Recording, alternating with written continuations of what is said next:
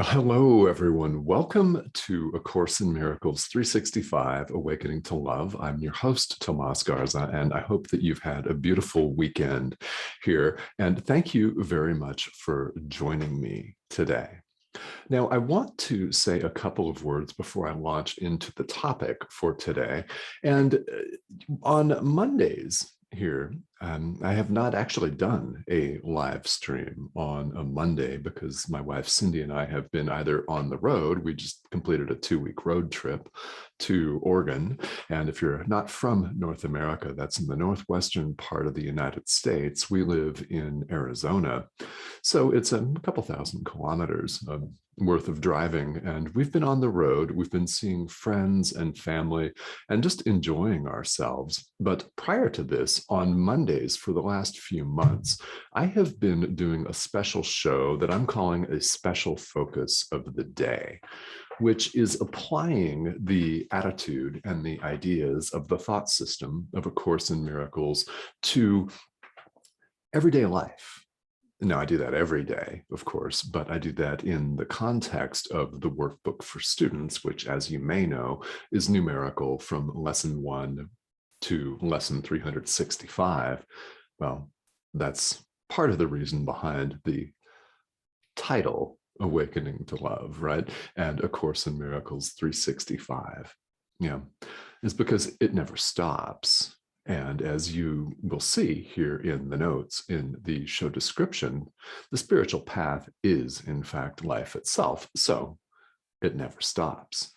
Anyway, I want to thank you all for tuning in here. And I know a number of you have commented on my Facebook page, actually, in the last 24 hours on some pictures from a hike that Cindy and I took yesterday in Sedona, which is a very, very beautiful place. I know a number of you have been there. And if you have not, you may be familiar with it. It's only about an hour and 50 minutes away from our house here in Phoenix. So every now and then we just get in the car, especially on a Sunday, which is our hike day, and get up there and drive. So we've really, really been trying to do that as much as we possibly can. And it's several degrees cooler up there because the elevation is higher. So we did that yesterday. And I know a number of you have chimed in on the comment thread there on my personal Facebook page. Beautiful pictures. If you've never been there, you should go. Yeah, I think you'd enjoy it. Great hikes, really, really a beautiful location. And that's here in Arizona. So as we give people a few moments here to hop on the feed, I want to thank all of you for watching and for tuning in. And of course, thank you for all of the shares of this page. We at the network really, really do appreciate that because this is about creating a global spiritual community. And if you know people that would benefit from this and any other live stream here on the network, definitely hit that share button. Yeah, we invite and encourage you to do that. Comments are more than welcome. This, again, is a place to create community and dialogue. And in my experience, a spiritual practice should raise as many questions as it provides answers, because we need to ask deeper questions along the way. We'll receive deeper answers if we receive a more surface level question, such as, what am I having for breakfast? We may not receive a really deeper level answer. Yet if we ask a deeper question, such as, who am I? We may receive a deeper answer. And ultimately, we will receive a deeper answer. For example, all right. So thank you for popping on. Let me know if a couple of you are here on the live stream. And if you have comments or questions, feel welcome to type them in. And if you don't, that's all right. Feel welcome to just say hello. And it's always fun to know where people are joining us from. So we've had people in the past week from Pakistan, from Arizona, from Maui, tuning in from California, Canada, and Europe, all parts of the world. So that's always a lot of fun to see who's hopping on live. Again, it's part of our 21st century technology. And one of the reasons that we're so fortunate in today's day and age to be able to just turn on a device, turn on a microphone, a computer screen, and connect with each other. Yeah. I mean, 30 years ago, even, we weren't able to do that to the same extent. So it's very cool. It's very cool. And again, it's my delight and pleasure to be here with you today. All right, so let's talk about the special focus of the day. Now, I've made a decision, no pun intended, that I want to talk about decision and the power of decision on the spiritual path.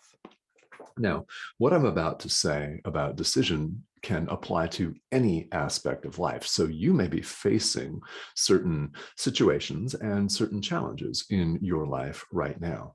They may not have anything to do with spirituality on the surface, but I promise you they all have to do with spirituality deep down. We could have issues that are financial in the world.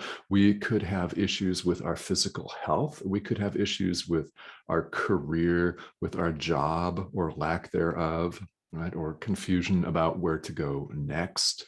Yeah, we could have issues with our personal relationships, whether that is our partner or whether that is our kids, our parents, friends, colleagues, coworkers, maybe our evil supervisor at work. I don't know, right? We could have all kinds of issues, and we're faced with what appear to be dozens and dozens of choices every day. In fact, it's more than dozens because there are 24 hours in the day. So I'm not even going to attempt to do the math on how many seconds that is, but every moment is an opportunity for us to choose. It's an opportunity for us to make a decision.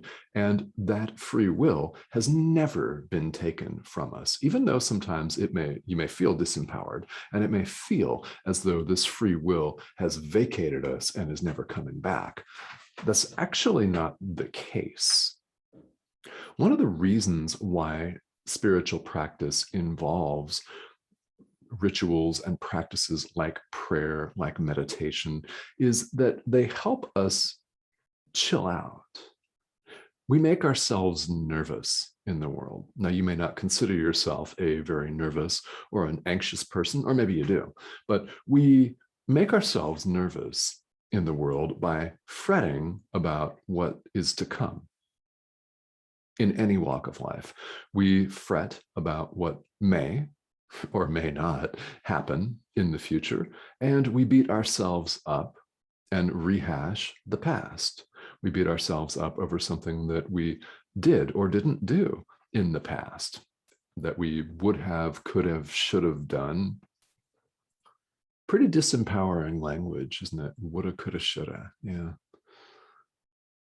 All of these activities, which we're habituated to by being here, lead us away from the present moment. And this is where the power of decision lies. So let's take an example in work, in the work world. Let's say whether you are an entrepreneur, as I am, or not, let's just use this as an example. If you are, great, you'll relate to this for sure.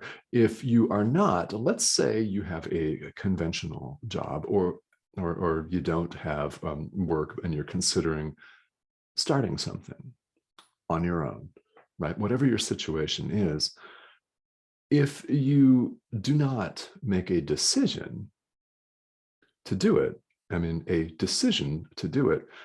what happens? You lack commitment, for one. You lack clarity. You lack focus. Yeah. This is the state that many of us find ourselves in, where we dabble, where we just kind of peer around the surface. It's like spying on someone's Facebook page, and we hesitate to contact somebody for a service or a product or a conversation that we know we really, really, really need, and we can feel it, and every bit of our gut and our system and our mind is just aching to have that conversation, and we just kind of hang out and watch. This is the place where people get organized, right? I'm getting organized to do something. Are you doing it? No, I'm getting organized to do it, right? With a decision, you have clarity, you have action. And that's what this is about. The spiritual path is, in fact, about action and decision. One of the things that I love about A Course in Miracles is it gives us something to do. The workbook exercises that we're going through here on this live stream that you can go through at your own pace anytime. Doesn't matter that we're on lesson 165 for tomorrow. Doesn't make any difference. Start where you are, right? You can go through this at your own pace. The course is a self-study curriculum. You go literally at your own pace. Take what you want to take right now. And you may find yourself ready to dive into it full bore, and that's amazing. This has been an amazing part of my own life. It has been the centerpiece of my spiritual practice for the last 8 years. And I can tell you with 100% certainty that spirituality, spiritual growth, spiritual practice, awakening has been the only thing that I've ever really cared about in this lifetime. That is the deepest thing in my life. That's the deepest thing that there actually is. Now, I know that you feel this in some way, maybe not to the degree that I do, and that's okay. But you're watching Enlightened World Network when you could be watching anything else. I mean, really, there are a lot of phenomena out there, aren't there? There's a lot of stuff, a lot of drivel, a lot of fluff. Let's insert another noun. Yeah, a noun that I'm not going to utter here. It starts with an S. There's a lot of it on social media, is there not? There's a lot of it on YouTube. Drivel, fluff. You could be watching some of that and utterly wasting your time, right? Devoting your time to that, yet you're watching this. Why? Spirituality is important to you and it matters to you. So good, good. This is good. Decision is just as important in spiritual practice as it is in any walk of life. Now, in my own professional work, I lean quite heavily on the word decide. In fact, I wrote a book 2 years ago, published, it was my very first book, that was entitled Decide. In fact, it was so central to the overall premise of the work that that is what I entitled it, Decide. It's critical.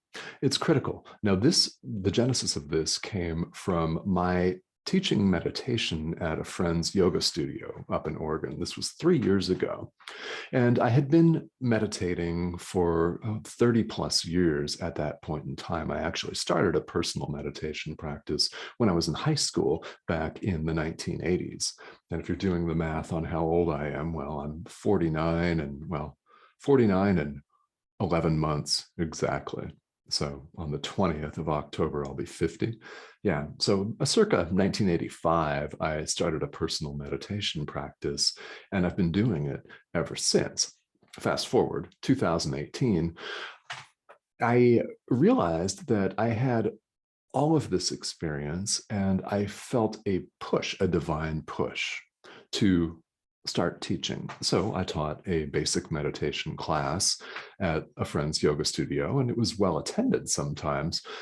I noticed that people brought all kinds of excuses in the form of limiting beliefs of I'm too busy, I can't, I'm not calm enough, I'm not old enough, right? I'm not old enough to meditate, really, right? I'm not young enough. We apply this to any aspect of your life. I mean, this is the context in which I thought about writing the book and then ultimately decided to do so, is people bring all kinds of, in the context of meditation, reasons why they can't do it. Yeah, my mind moves too fast. No, I'm too anxious. Is that an empowering label to place on yourself? I thought not. All right. Yet we say these things to ourselves, don't we? We say them all the time. We have no idea how badly we're squashing ourselves. It's not other people that are doing the most damage to us. It's us. We're messing ourselves up with all of these beliefs. So I wrote a book about them. Everyone has time to do a meditation practice. A successful meditation can be as short as 1 in and out breath. Do you have time for that?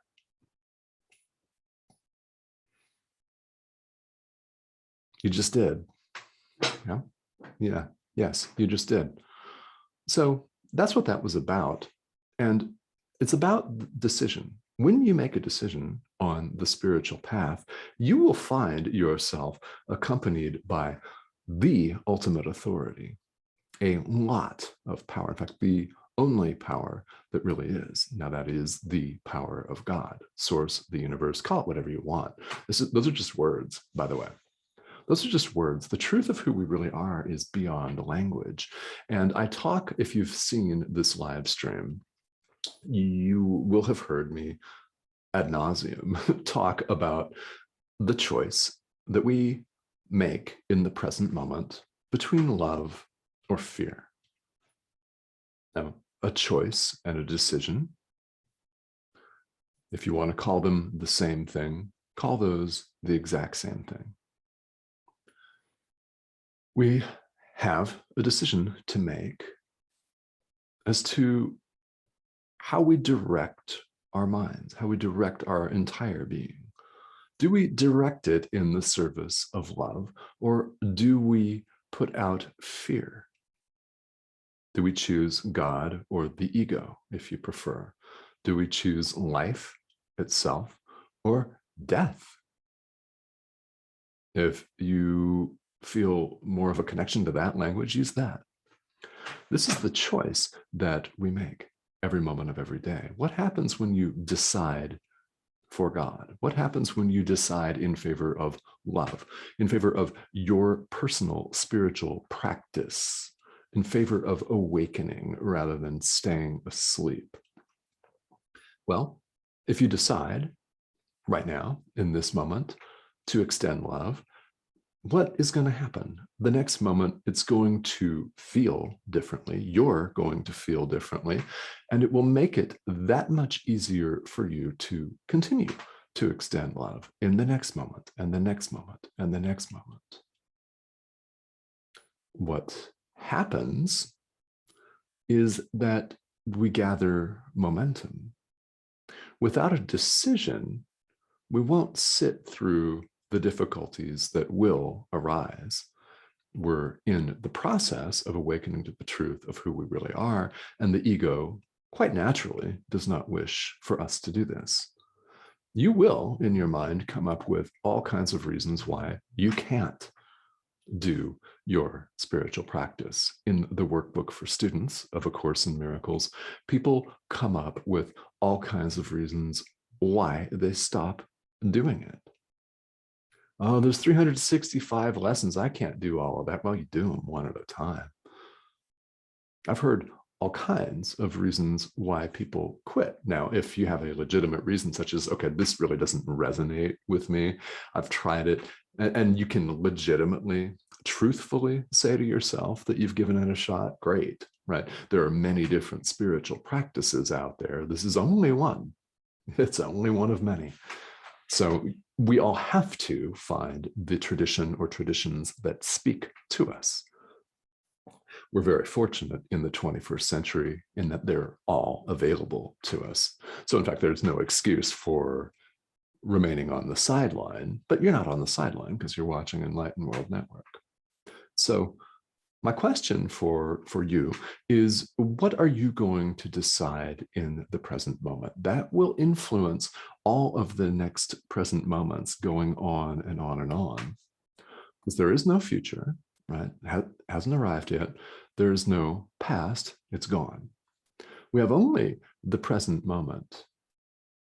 And as I said a couple of days ago on the live stream, what is true in the present moment, because there is only the present moment, is always true. What is patently false and an illusion in the present moment is therefore always patently false and an illusion. So of love or fear, only one is real, the other is not. And I invite you to consider which is real. And it is, in fact, love that is real. This is a choice, it's a decision. So when you make a decision, what happens in your life, whether you've done this in a relationship or business or your personal health journey, spirituality, anything, whatever it is, you show up differently. Why? You're not showing up as just ego self, little s. You're showing up with powerful forces and powerful guides with you. They're with you. You begin to speak from the ultimate authority. You show up with clarity and confidence. And by the way, in spiritual practice, one that shows up with conviction and clarity and confidence also shows up with love. It's the only thing that's real. We show up compassionately. We show up as more forgiving, with more laughter. I mean, we might remain intense people, but with a loving message and with a loving intent. This is what's available to you on the spiritual path. So I invite you to make that decision today. All right. And it looks like a couple of you are tuning in. Hello, thank you for tuning in here today. And it looks like Marlene and April are watching. And so Clausifus, do you go by Clau or Claudia? I don't know if I'm pronouncing that correctly, but thank you so much for tuning in here today. If any of you or anyone watching or catching this on the replay has any questions or comments or would like to just pop in and say hello, feel welcome to do this. This has been a special focus of the day on A Course in Miracles 365. And tomorrow we're going to launch right back into the workbook for students where we're going, well, a day at a time. Because that's all we've got, right? I mean, you don't do all 365 lessons at once. It's one at a time, like breath. Yeah, like breath. All right, guys. So thank you all for tuning in today, and I will see you back here tomorrow. Have a great day, everyone.